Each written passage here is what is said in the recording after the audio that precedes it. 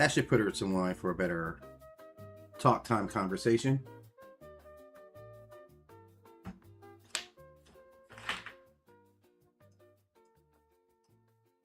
Okay.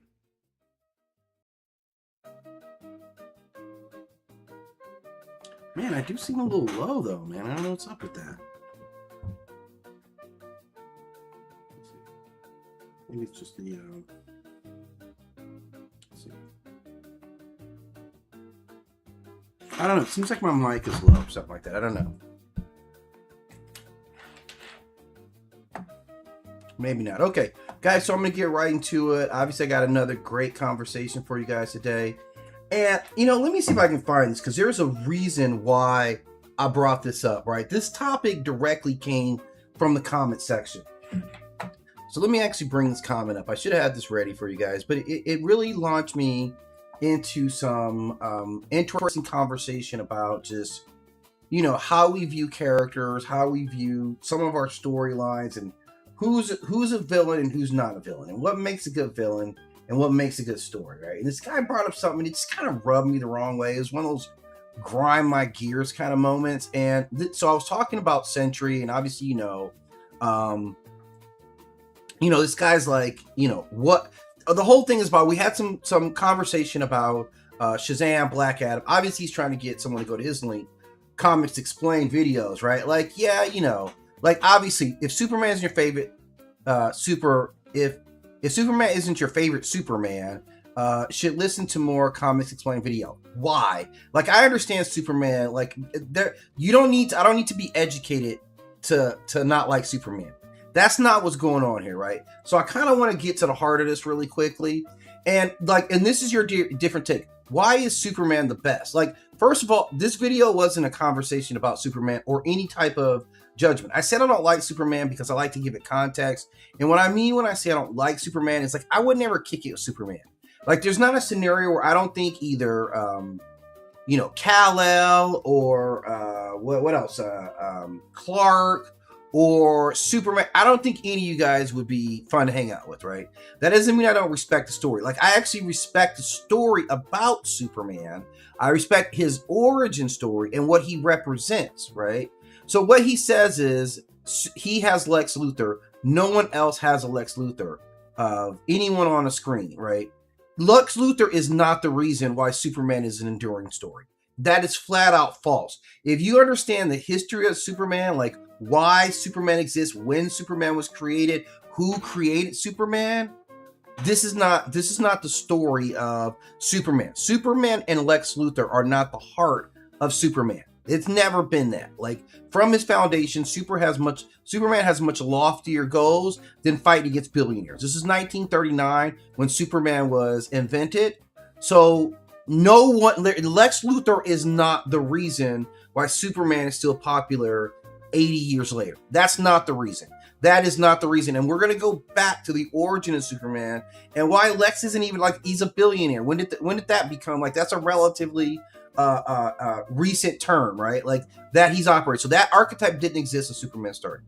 Now, the next thing you say is, why is Batman one of the best? No one else has a Joker. And this is a great point. This is a great point.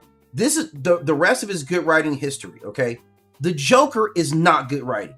Okay, let's say this, dude. I need to be on screen so that everybody can understand. The Joker, that is not good writing. That is not even a well-developed character.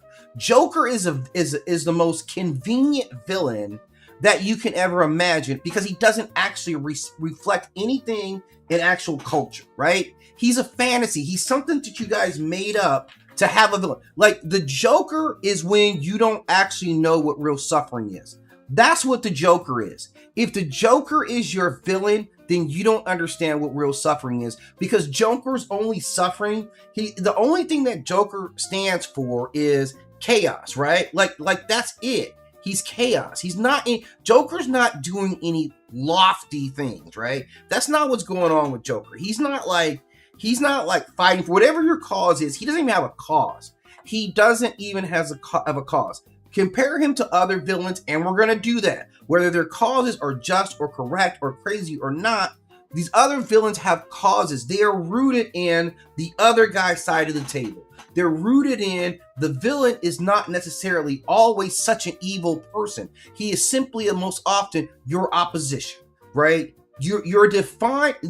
When we say that the hero is often defined by their villain, because the villain represents their opposition. So the villain is typically their positions, their ideologies, their beliefs, but the other guy going forward. It's like you're the Lakers, right? Go Lakers.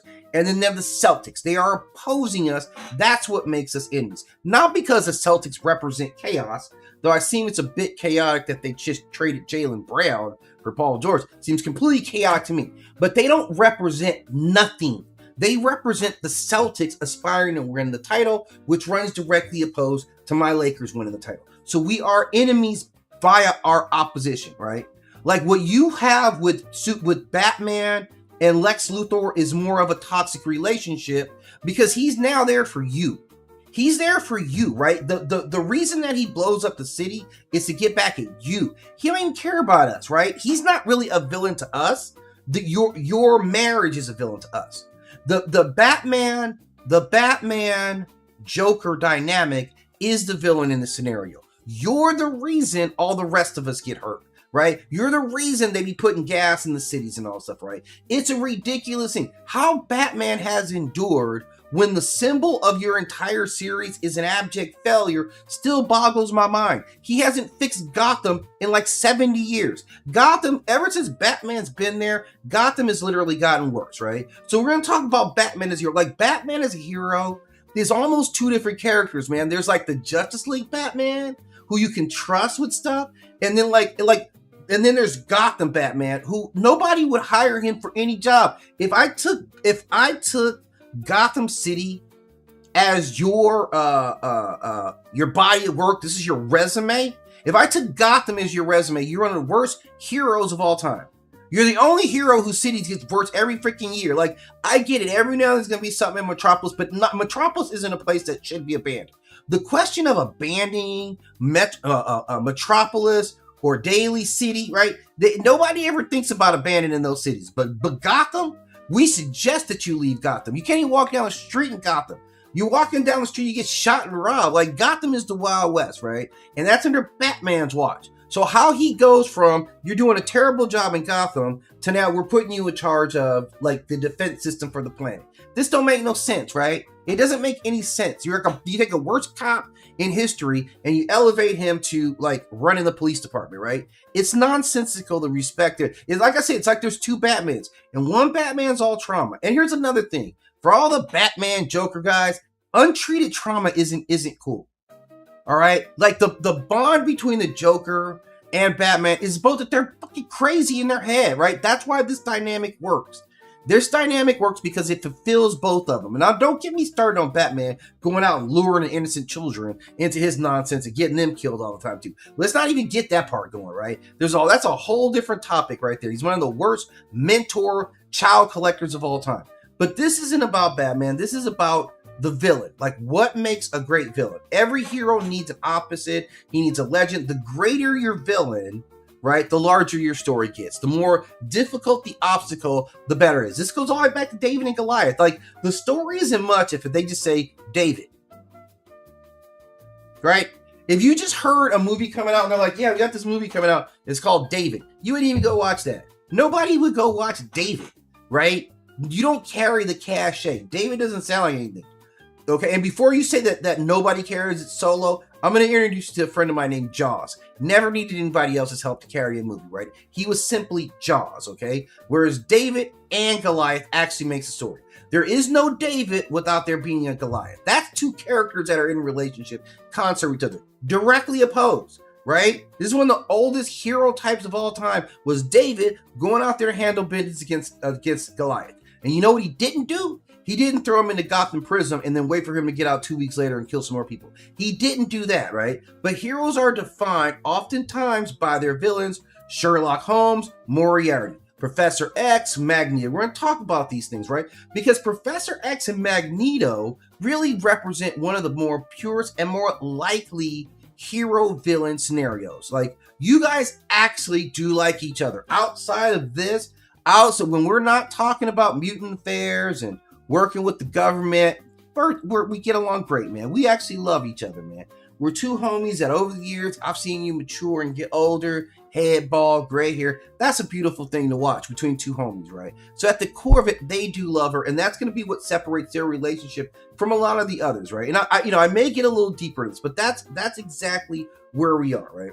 So what brings about the villain, right? Like why do people embrace villains? I think in modern storytelling, I think villains are embraced because they represent us. If you see something in a villain out of something in society or someone that you know, or maybe even your own self, right? So this is the kind of the problem. So every villain is dangerous, but what are they actually after? Where, you know, what they're mirrors for what's going on in culture. They're mirrors of our hero. Some of them get directly created. Like when like Ultron is so much the mirror of Tony Stark that Tony Stark created it, right? Like that's how you get that mirror. Like you're creating some of the harmful things that the things that come back at you are things that you yourself were ultimately creating, right? So this is kind of what we're looking, not who would win in a fight, not who's got the best gear, none of that stuff. We're talking about who's a villain, who's a hero, what drives them, why are they doing what they're doing? What's their values? What was the wound that got them going? Because a lot of stories are starting to fail to develop both sides of a villain, right? Great rivalries begin with great characters. Individuals aren't compelling, their relationships grow out of that. Like the Joker story is not a compelling story. There's nothing about Joker's sad life of being a lonely clown that means you're turning to this level of psychopath. That doesn't follow, and that's not a normal journey in life, right? That's not for most people. If your great sin is that you were lonely and sad, I'd like to introduce you to a girl named Precious, right? I'd like to introduce you to someone who, like, by that standard, do you know how many freaking psychopaths we should have running around this country blowing stuff up nonstop, right? So to me, he's always been like, your chaos, you don't even represent it. Magneto represents something.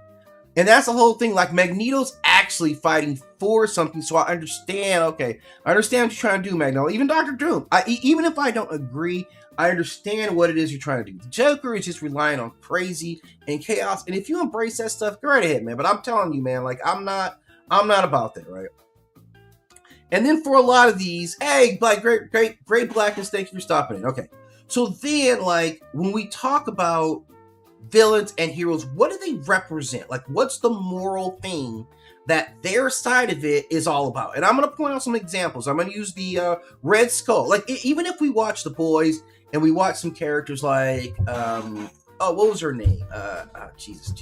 Stormfront, right? Like the Nazi. Like, she represented an ideology, right? All of them kind of represent an ideology or an agenda.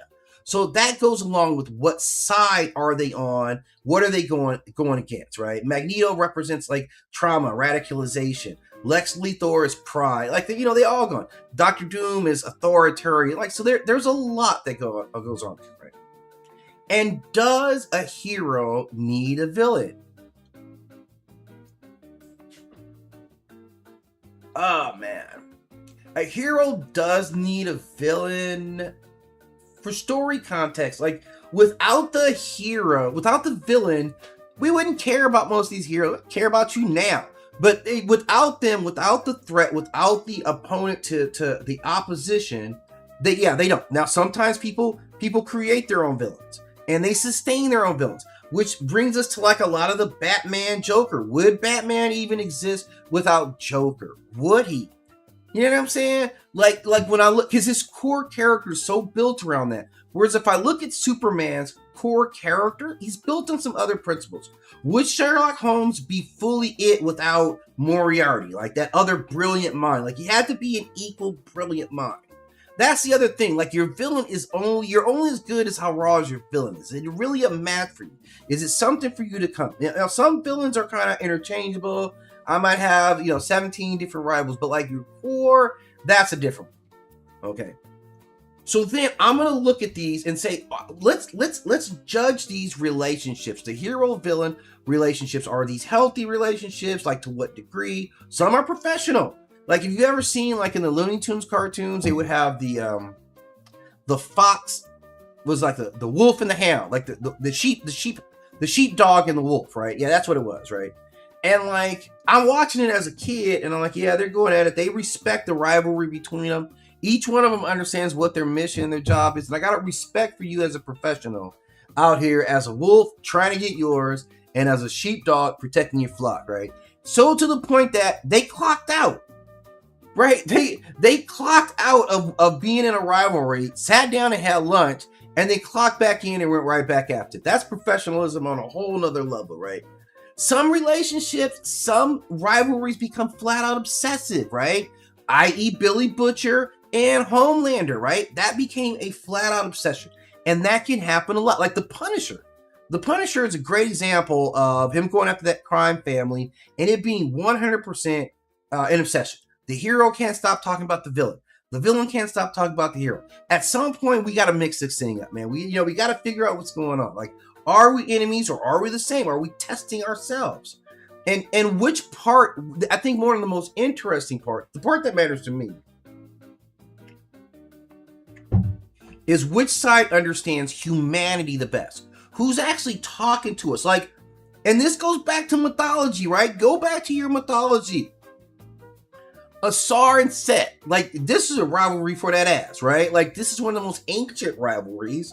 What was all this about? Like they were opposed to each other because of what they represented. Set himself was infertility. Like you can line him up, man.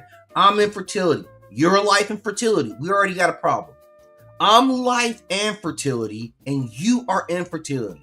My enemy is thine, right? We are diametrically opposed, even if it's just on this topic, right? We're already eyeing each other. They each represented other things, but at the core of it, I'm storm, I'm chaos, I'm infertility, your order, your discipline, your fertility. I don't like you, man. Right out the womb. I know we're supposed to be brothers, but why would you put brothers at odds with each other like that, right?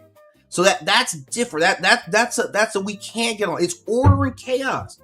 You guys know the ancient story, man. When order was born, Apep, right, and Ra. That's the oldest. It's one of the oldest rivalries I've ever heard of, right? Apep and Ra. And when Apep was born, right, because Apep was there first.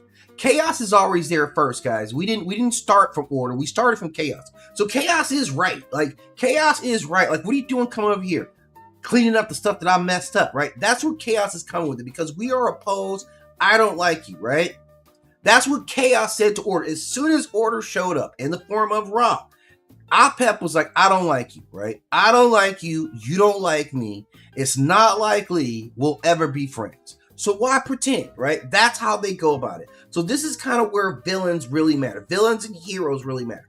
Heroes typically argue for hope. Villains argue for reality. Like there's different ways that they're coming out of it. Sometimes villains want to teach you a lesson, right?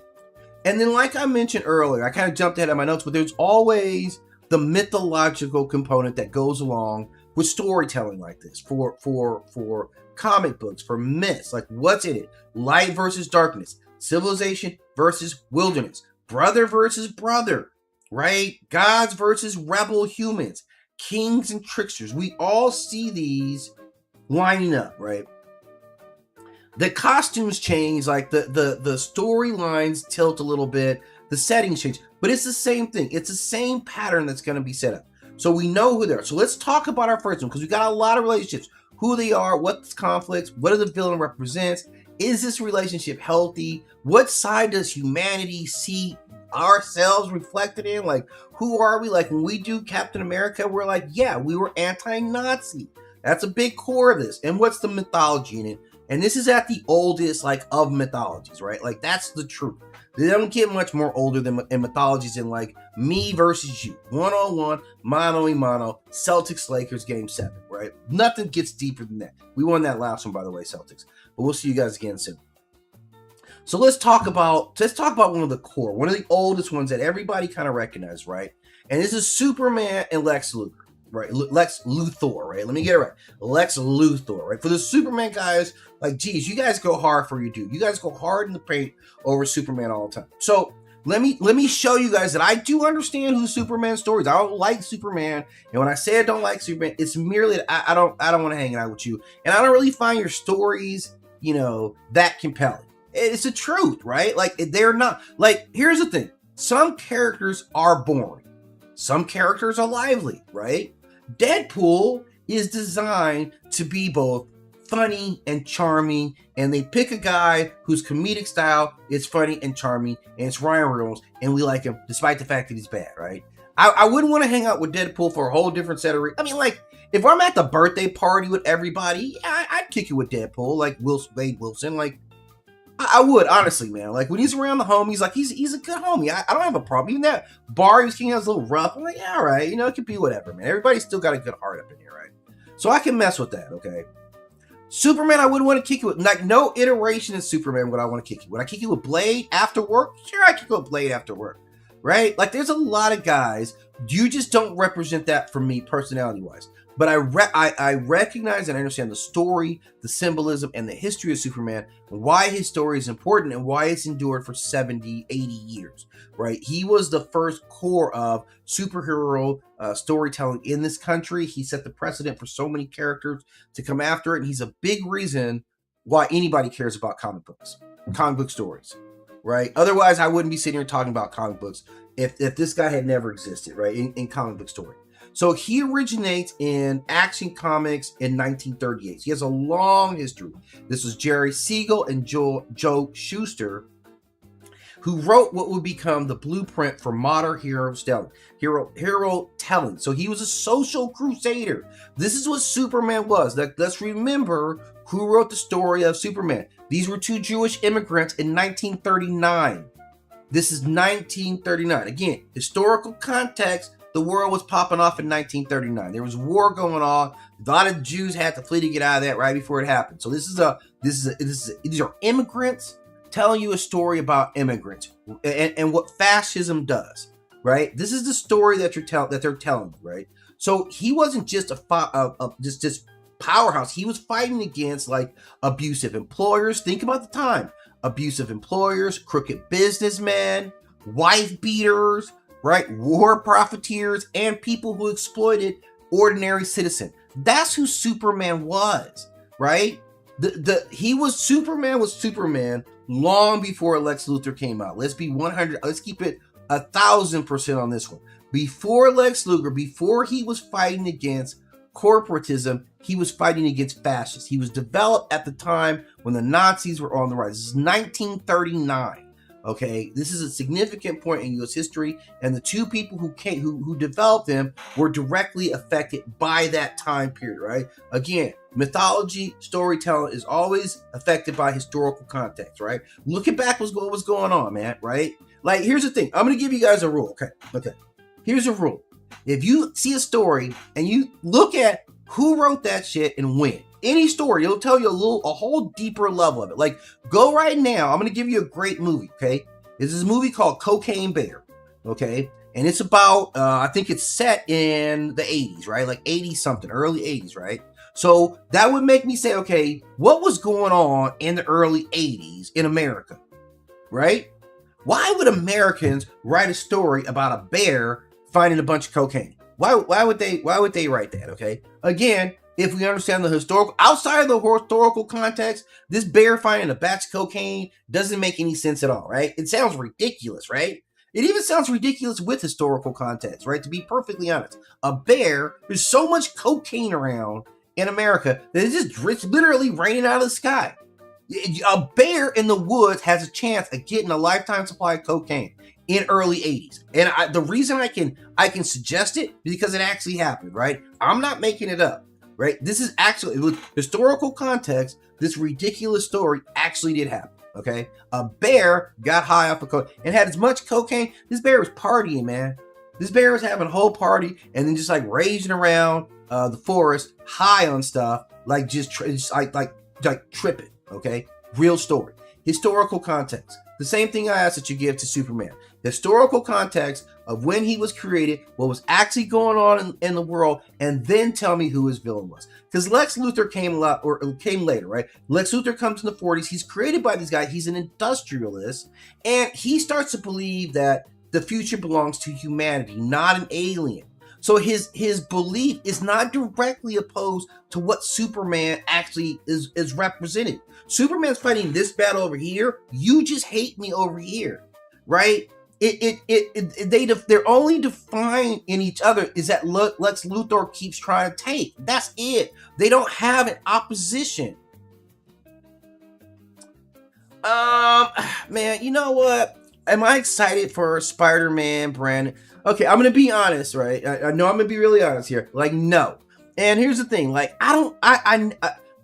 my early get down is with Spider-Man. I came in on Spider-Man as a kid, right? Like, I was deep. But, like, I don't know, man. Like, the screen adaptations have never got me. I don't know what it is. I hope I catch it back. I will watch it, but I'm not necessarily excited about it. And I would love a Star Wars question, by the way. I love Star Wars too, by the way. I realize Star Wars book. So if you got it, go ahead and bring it. And we'll probably talk about some Star Wars characters on here too. So like when I look at anyway, back to this, when I look at Superman, I don't see him as defined by Lex Luthor. I see him as defined by the righteous things that he stood for, what he actually was doing in his formational year, and what he symbolically represents. That the industrialist, like, you know, whatever, you fight against the alien, that's your own fight, Lex. I don't even know if, like, aliens exist now. What you gonna do about it, partner? I mean, it is a story about immigration. Like, it is a story about immigration. Like, if you want to spin the Lex Luthor, if you think the Lex Luthor Superman story is about something other than immigration, I think you're wrong. I think it's industrialist against alien, but it's against alien. Okay, let's think about this, right? I know it's kind of counter, and like, see, I think in the problem, it's not real world. I don't think Lex's situation is real world, right?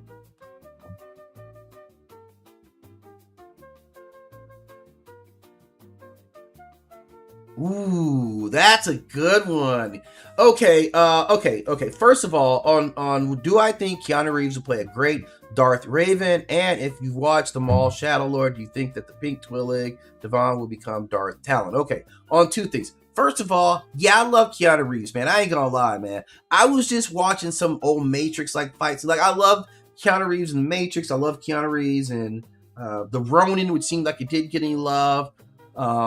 Man, for some reason, I didn't get into John Wick, but it was crazy. Like, my grandma got into John Wick. My grandma was crazy about John Wick, man. She's since passed. But when new John Wick came out, she was like going to theater to watch John Wick. So Keanu Reeves, man, he always ranks. You have a warm place at my crib, Keanu Reeves. You can always stop by here. We kick it. I'll smoke you out, like, the whole night. Like, I'm definitely gonna hang out with Keanu Reeves. I definitely think he could do a great job. Now, I haven't watched Darth Maul Shadow Lord, but I know the story. Like, I've been doing the audiobooks.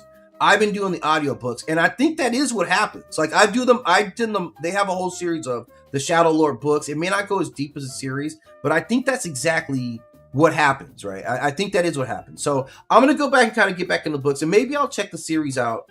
And I'm sure it's got to be on like something. I think I do have access to it. I actually should watch that series. So I actually will. So this is kind of like my whole thing with anyway, back to these guys here. Like, I think it's a misunderstood relationship. I think they cleaned it up, man. I think it started off by alien get out of my country or get out of my planet, and they've sidetracked that a little bit because maybe immigration thing, because it started off an immigrant story. It's an immigrant story, right? So, like, I don't know, and again, what Superman representing hope, I don't know. Like, so how are you anti-hope? You know what I'm saying? So I don't know. Like, I don't really look at it as Superman doesn't need Lex Luthor. He's fighting against systems. He was fighting against the war in the beginning of it, right? So that's the foundation. Okay.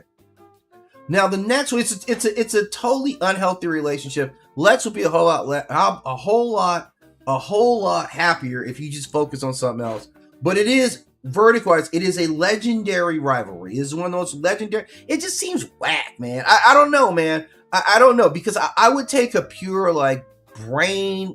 I don't know. It's just not. It's never resonated for me. Like, and again, like, you're defined by your villains. I don't know what Lex represents that we can. Like, I tend to like Lex almost more than Superman half the time, you know.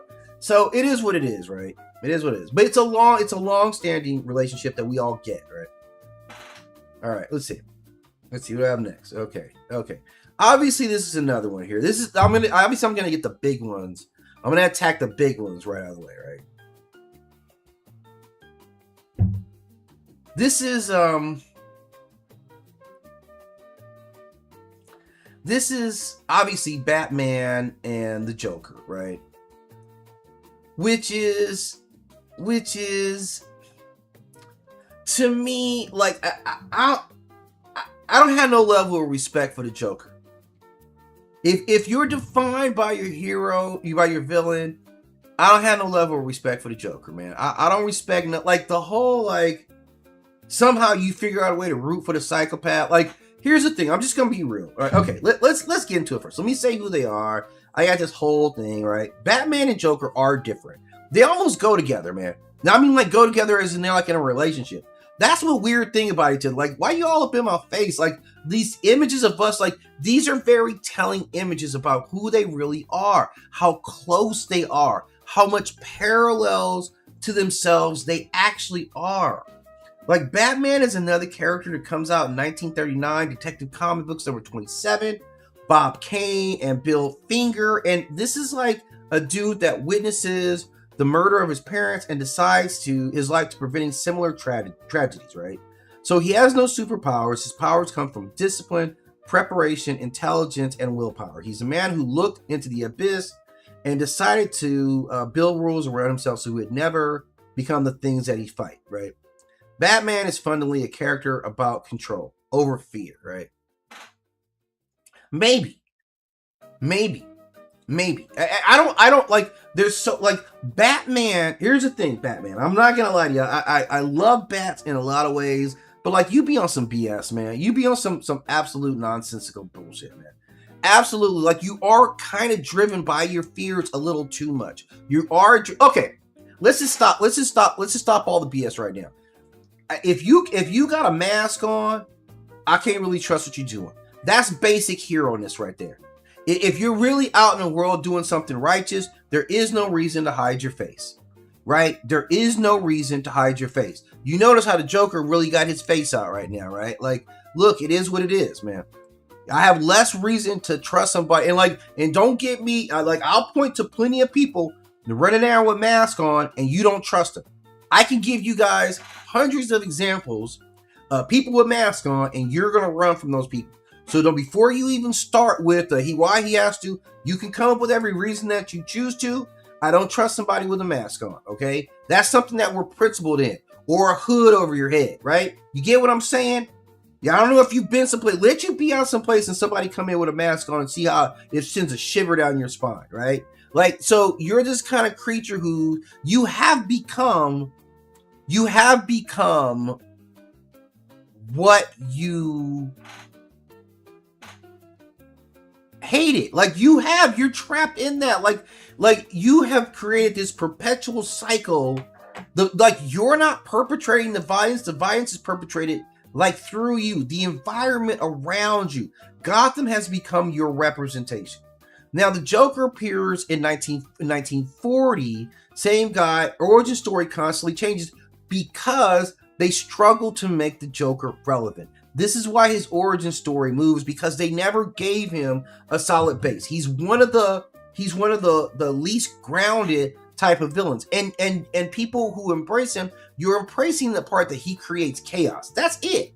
He doesn't do anything else. You just think it's cool that he runs around blowing shit up for no reason, right? Like, you're not a rebel. You're not fighting for a cause. There's nothing. You're a woman beater, right? Yeah, sometimes you're just like a mutate. Sometimes you're a gangster. Sometimes you're a failed comedian. Sometimes you're just a terrorist, right? So how are you rooting for that? Sometimes you're it's all this stuff. Like, his persona is whatever they need for a storyline. That's why it's hard to even say, like, what is Joker? Why? Like, if I get into trying to understand you, right?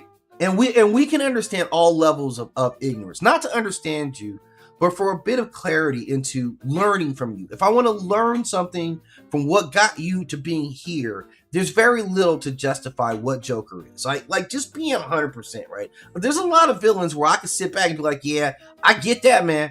I get that. Like Lex Luthor, like I said, not agreeing with you, but simply saying, if your argument is that, look, get off my goddamn planet, space alien, I'm down with that. Like, let's be really honest. I don't want a bunch of space aliens come down here. I do not, okay? I know it sounds cool, but go watch that old movie V and you'll see how much it's not cool when they come down and they start taking your jobs, right? Like, I'm just saying, like, the principles, whether you agree with or not, we understand it, right?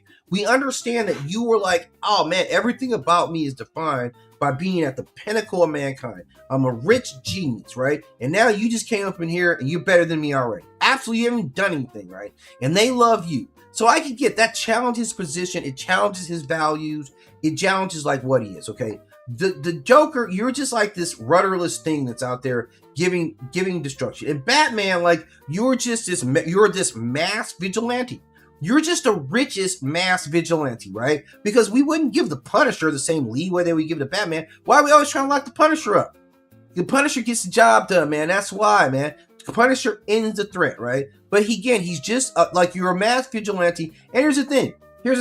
You won't kill people, but you'll sure shatter their collarbones, right? They will sure, man, who is this character, man? I gotta find this character for you guys. You guys, Batman better hope I don't find this character, because this is kind of a Batman style of character. Let me see if I can find this thing here. Let me see. Fuck. I'm gonna have to rely on Chat GTP. Give me a second. I gotta look this up, man. Because this character reminds me so much of, I think it was a DC character. Okay, let me just on my phone. So I don't want to slow my PC down. There, I get a new PC. Okay, let me look, and this is gonna make a lot of sense for you guys, man.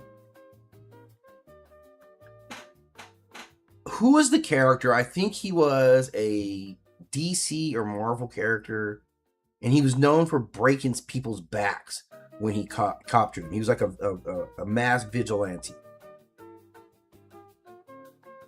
Let me see if we can find this guy, because it made me. I've talked about this character. I just, look, I'm 54, so like I don't be remembering stuff. That's just real, right? No, not Bane, Batman. Yeah,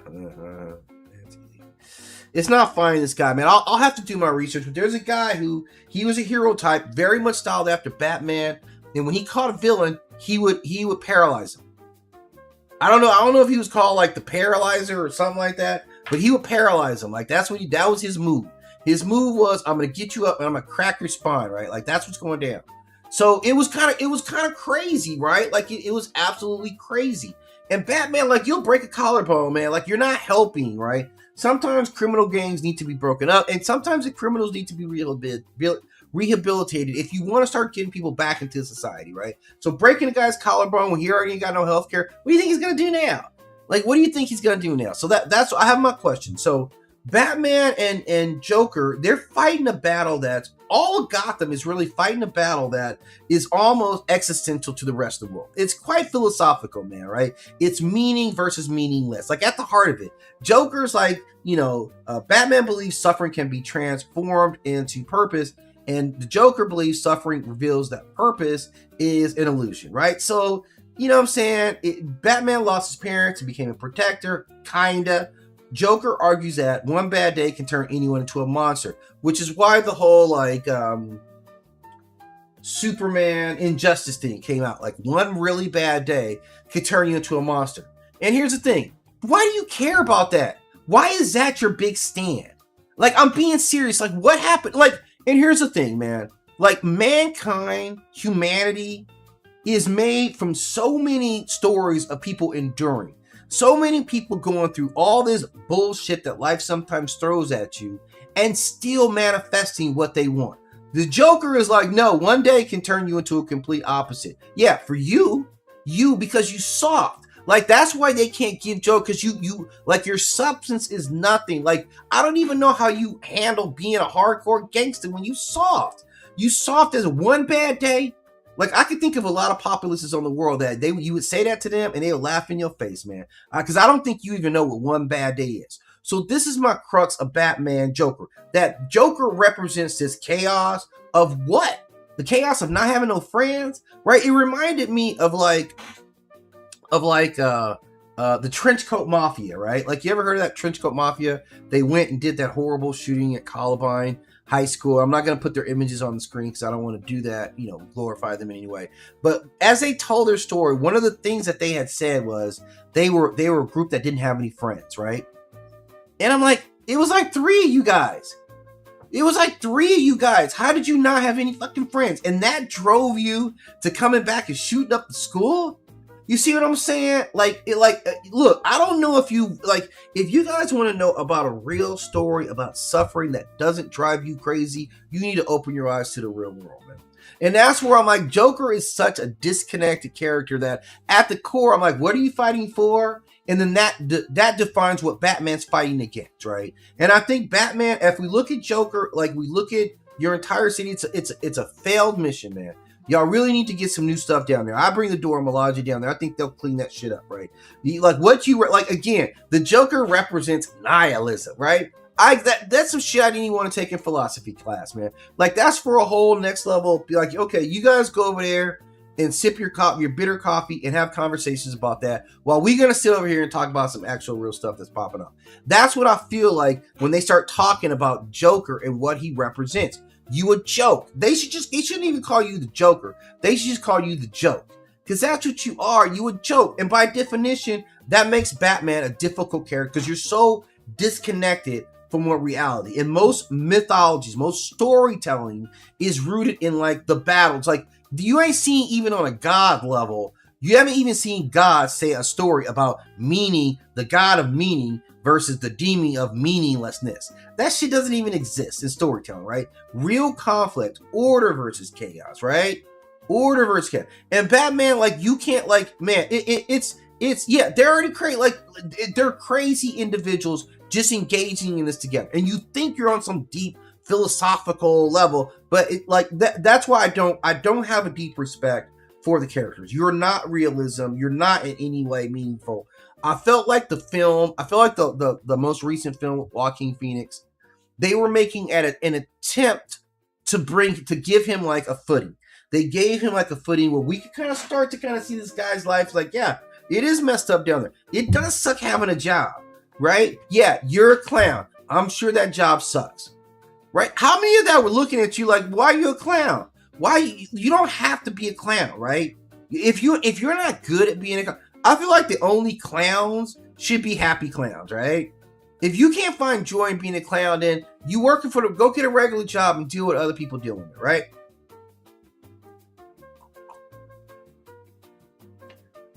You got jumped. I get that. You live with your mom. Okay. Why are you living with your moms, man? Maybe because you got a job as a clown. You know, we can fix a lot of this stuff, man.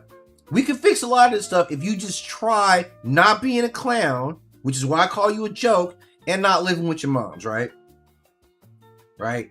So there's a lot, like, obviously you're crazy, and you're going through, and you give, like, validation for this crazy guy's baby soft suffering, man. You give him validation for you didn't actually go through nothing, but you want to burn her world down. That's what we're saying. That's what we're saying. Well, we got stories of people getting their foot cut off. Like, do you really understand what this world is really? So that's why I look at you and I'm like, man, okay. Ooh, that sounds jacked up, Joker. I didn't have no friends. I had to go to work. How many people does it sound like? I had to go to work and I ain't got no friends. How many people does I live with my moms? How many people does that sound like? At least your mom seemed like she stayed in the back room so you can still do whatever you want. Right? Eat some ramen, eat some potatoes, gain a little weight, man. Like, jeez. I mean, like, I get it. You broke and you don't have no friends. I know a lot of people like that, right? So this is it. Now, does Batman need Joker? Yes. Yes, Batman needs Joker. Yes, Batman needs Joker. You done fought against Joker 500 million thousand times, right? And every single time ends exactly, okay, every time you fight the Joker, it starts and ends exactly the same way, right? Joker gets out, Joker does something, Joker kills a whole bunch of people or does some destruction, then Joker keeps on going. Finally, you catch the Joker, you beat the Joker down, you put the Joker in jail. But along the way, people have been paralyzed, people have been shot. Like, it's real tragedies in Batman's world, man. I don't know if you be keeping up on Batman, like the Batman stories, like what happens to Barbara, like Batgirl, Batwoman, right? Like what happens to Jason Todd, right? Like it's some tragic stories going on when you messing with the Joker, man. There's some tragedies going on out there, man, and we can't continue to act like it's not real tragedies. He beat Jason Todd like to what we thought was death, right? With a crowbar, right? Like at this point, like what are you trying to show us, man? What are you trying to show us? That what ineffective law enforcement actually does? And then you're like, yeah, we're not gonna kill him. Like, break his hands. Do something where he can't wield a crowbar again. Like cripple this motherfucker. Something, right? Like, so this is kind of the flaw. Like, Batman needs him, and he's got himself. Like, you have other characters, but you're so deep into the Joker that you're almost defined by your relationship with this. I think that the Joker and Batman is a cyclical. It's a love affair. It's a love affair. They are in love. This is a bromance right here, okay? This is a bromance right here. It's a completely sick relationship that keeps fueling each other. That's the refusal of Batman's permanent, like, I'm not going to end this, like, I'm not going to kill until I kill. I'm not going to kill until I'm killing somebody who ain't the Joker, right? That's the whole thing. You made this rule, like, you the Dark Knight, but you don't kill. Come on, man. Like, you nonsensical with that, Batman. If you're not going to kill the Joker, can I ask that you at least put this person in a place where he can't get out? Is that too much for you? Is it too much to ask that you actually build a place that he can't get out of? Or is that too much to ask? You don't want to kill him, and going wrong without killing him means all these people down the road get killed, right? That's what's at risk repeatedly. You have all this blood on your hands repeatedly. Can you build something where he can't get out? Can we ask you that after what, like from 1940 to right now, right? Like 70 something years, or 76 years, 76 years of arresting him and him getting out of jail. And you still like, I can't kill him. Can you contain him? Can you keep him locked up for more than a week? Can you keep him from getting back with his own allies? Like, how is this even possible anymore, right? So you bear responsibility in this, and you're doing it because it fulfills your role. Like, Batman has a lot of internal usage. And here's the thing, like, which side does humanity understands humanity's side? Neither of these guys really understand humanity. Not what they go through, not on a regular basis. Batman never even got, treatment. Right? And the stuff that you do with, like, the Teen Titans and all the Batman disciples, like, you should be in jail. Batman should be in jail for the stuff that he does, and take your damn mask off, right? Like, this is the end with this guy. I'm telling you guys idolize this. I got some serious hard questions for you, man. Right? Like, this is 100% what it is. Now, let's look at this guy. Okay, my next one. Now, this is another extremely interesting rivalry here, right? Charles and Eric.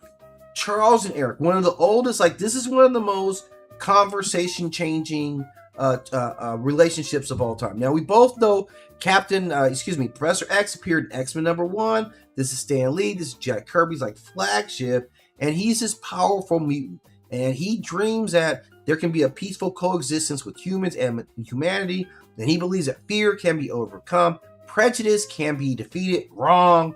Education matters, dialogue matters, institutions can improve. Wrong. People can be better. His dream is fundamentally optimism, not because humanity has earned optimism, but because he chooses it. And all of it is wrong.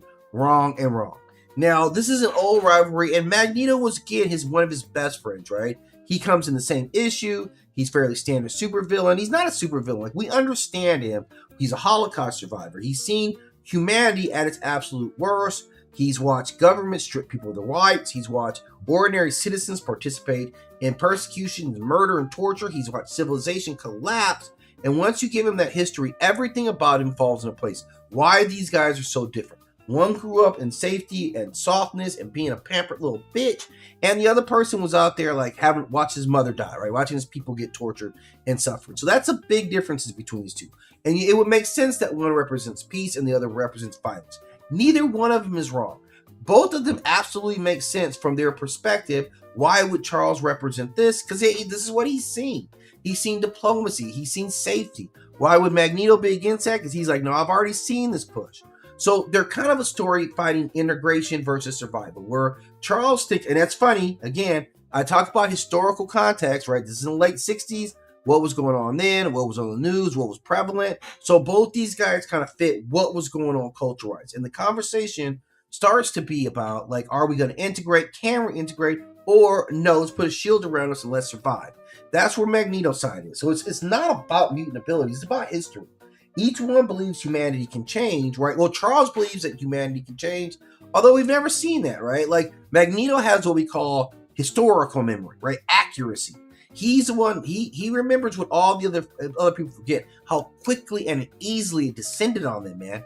He saw it, so he knows it can happen. And Charles, like, for all he says, like, you don't understand that. His biggest flaw is also his trauma, and we do see it as his unhealed trauma.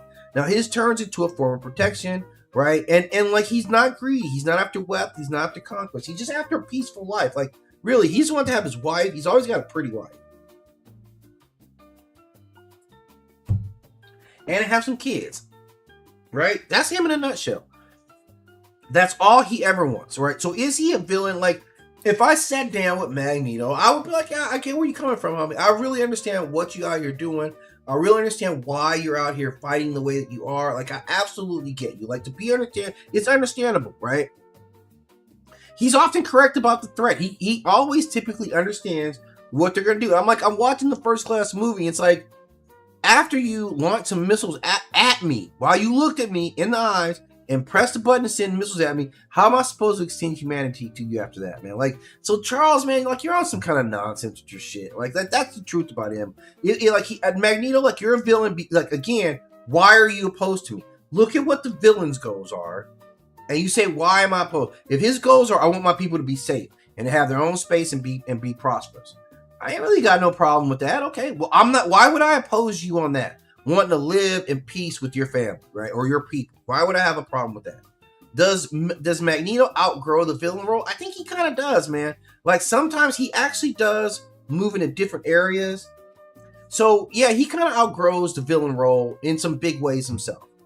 Does Professor X need Magneto? Yeah, they're the foundation of the story. Without both of those characters contributing to that, we don't get this story. We only get Charles's one-sided belief of it. Magneto was the counter voice, and he was oftentimes right. It were his tactics, the best tactics. We're lucky he didn't do worse. Like, humans, not me. I wouldn't have no problem with Magneto, man. I wouldn't have not a problem with Magneto. I wouldn't have a problem with that. I mean, damn, like, it's fucked up. There's plenty of people outside that could whoop your ass. I don't know what you're thinking about. But that's what it is. Like, you know, he needs him to the story. Is their relationship healthy? Oddly enough, it's one of the healthiest relationships because they still understand they love each other. There's still mutual respect. They still know that they're friends. You're still the person who had my back. We disagree on something that's so important, though, that I'm willing to fist fight you over it, right? I'm willing to do what I got to do for this.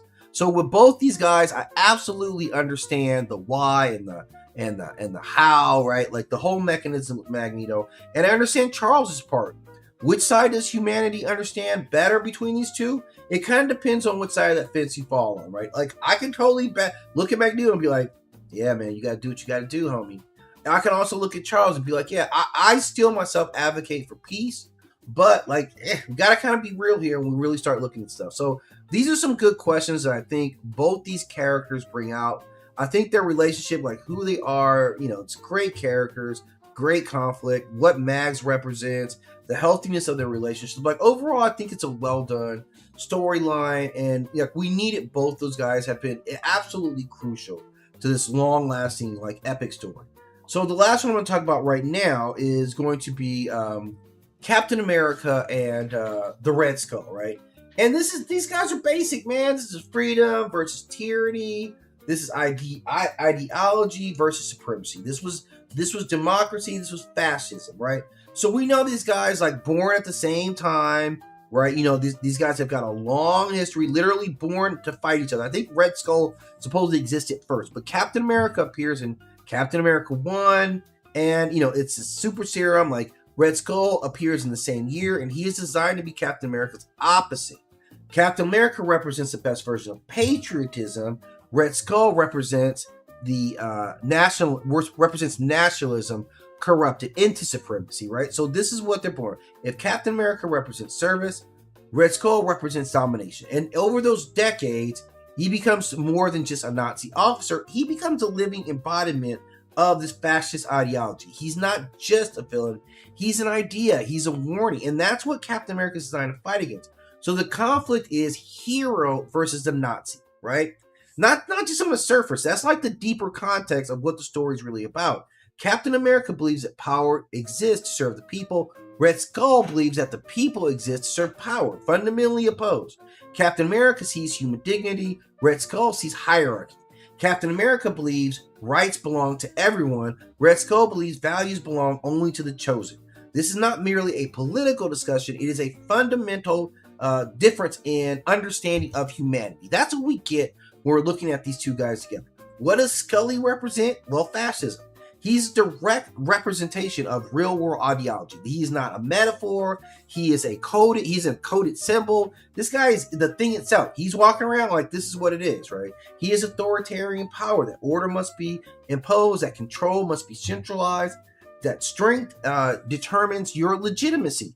Individual freedom becomes secondary in this larger system of fascism. This is why this character remains relevant, because these fights don't go away. This is mostly about dehumanization.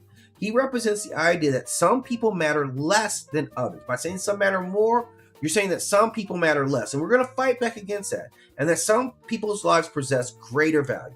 So this is how he goes about. Some groups deserve power, while other groups only deserve submission. So it's a tense competition between these two, right?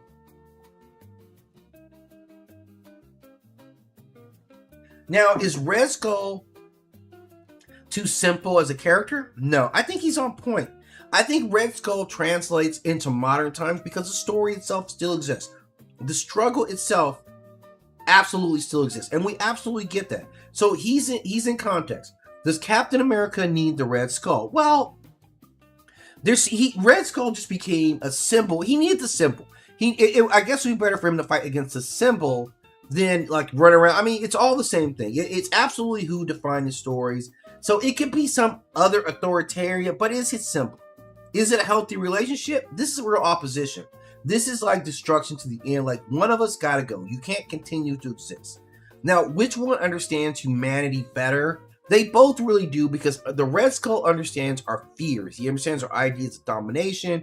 He understands like the kind of the underbelly side of it. Whereas Captain America represents the side of this courage, cooperation, sacrifice, like being willing for ordinary people to stand up against like opposition. That's him. So it's a story of a tyrant and a guardian. A tyrant seeks power. The guardian seeks to protect. It's a champion versus a dragon. The dragon often symbolizes the forces that threaten civilization. And this is what Scully absolutely represents. So who they are, I think it's a brilliantly done A+ across the board if I'm gonna grade this one out. But yeah, I mean, it's looking at the villain often tells us a lot about the hero. So I'm gonna grab a lunch break right now, and I'll probably be back on maybe about an hour and a half. I got to work on a little project, but I'll be back a little bit to check in with you guys, and we'll do another round of Would You Let Them Into Your House?